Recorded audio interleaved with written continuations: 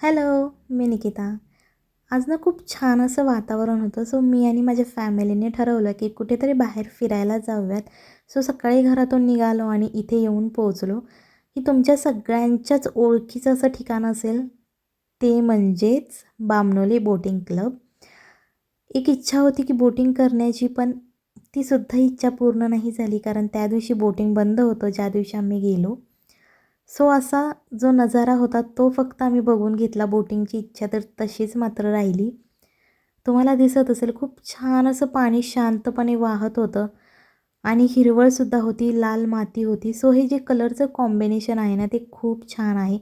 तुम्हीही इथे नक्की एकदा या आणि या प्लेसला व्हिजिट करा. तुम्हाला कळेल की खूप छान असं वातावरण होतं. त्याच्यानंतर बामणोलीच्या तिथून आम्ही खाली उतरलो. तुम्हाला दिसत असेल बघा, खूप छान असं जंगलसारखा रस्ता आहे. खूप छान म्हणते, कारण जातानासुद्धा भीती वाटत होती, कारण तिथे जागोजागी लिहिलं होतं वाघप्रवण क्षेत्र असं काहीतरी लिहिलं होतं. सो आम्ही खिडकी उघडलीच नाही.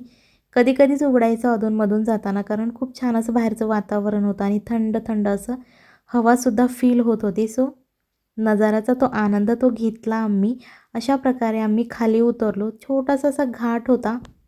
इच्छा तर खूप होती बोटिंग करण्याची, पण इच्छा मात्र ती अपुरीच राहिली. बघूयात आता नेक्स्ट जेव्हा आम्ही परत एकदा व्हिजिट करणार त्या प्लेसला, तेव्हा नक्कीच बोटिंगचा अनुभव घेणार. अशा प्रकारे तुम्हाला दिसत असेल बघा, संध्याकाळी आम्हाला 4-4:30 वाजले होते आणि असं आभाळसुद्धा आलं होतं. सो असं रात्र आहे असं फील व्हायला सुरुवात झाली होती. रस्ता खूप छोटा होता, कारण एकच गाडी कशी तरी यामधून पास होती. मी आनंदसुद्धा घेतला या प्रवासाचा. तुम्हीसुद्धा नक्की आनंद घ्या आणि अशा प्रकारे तुमची कधी इच्छा पूर्ण राहिली आहे का, हे मला कमेंटमध्ये नक्की सांगा. सो थोडंसं आम्ही आता त्या रस्त्याने ट्रॅव्हल करत होतो, पण रस्ता इतका खराब होता ना, खूप अशी खडबडीत अशी होती. सो सगळे मला चिडवत होते की "अरे यार, तुझी इच्छा तशीच राहिली, बोटिंग केलं का?" हे सगळं डिस्कशन गाडीमध्ये सुरूच होतं. तुम्हाला दिसत असेल. आणि याच्यानंतर आम्हाला एका ठिकाणी जायचं होतं. तिथेसुद्धा खूप छान असं पाणी आहे. तुम्हाला नक्की ते आवडेल अशी माझी इच्छा आहे. तुम्हाला मी ते दाखवणारच आहे. नाहीतर तुम्हाला बोटिंग करताना मी दाखवलंच असतं, कारण बोटिंग करणं मला खूप आवडतं. हा जो रस्ता आहे बोटिंगला जाण्याचा किंवा तिथून खाली येण्याचा, खूप असा थोडासा म्हणजे प्लेन असा रोड नाही आहे. तो असा एकदम कच्चं काम जसं असतं, जशी पाऊलवाट असते ना, तसा तो रोड आहे. सो तुम्हाला खडबडीत असा कॅमेरा हलल्यासारखा सुद्धा दिसत असेल. आणि हां, जर तुम्हाला बामणोलीला जायचं असेल ना, तर तिथे बोटिंग क्लबच्या शेजारी एक हॉटेल आहे. तिथे खूप छान असं जेवण मिळतं. आम्ही तिथे जेवण केलं. जर तुम्ही व्हेज असाल तर व्हेजसुद्धा खूप छान मिळतं. आम्ही तर नॉन-व्हेज होतो, कारण कारण आम्ही नॉन व्हेजिटेरियन आहे.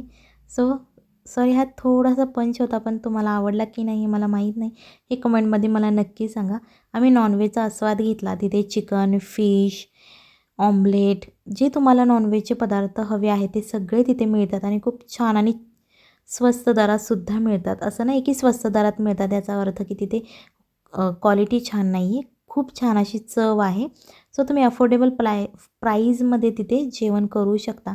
याच्यानंतर इथे आम्ही पोहोचलो होतो. हे जे बामणोलीचा जो रोड आहे तिथूनच खाली येताना अशा प्रकारे धरणची बॅक साईड आहे मला वाटते ही. सो पण खूप छान असं निथळ असं एकदम शांत असं पाणी होतं. हे जे आपण बघतो ना, तेव्हा खूप छान असं मनात फील होतं.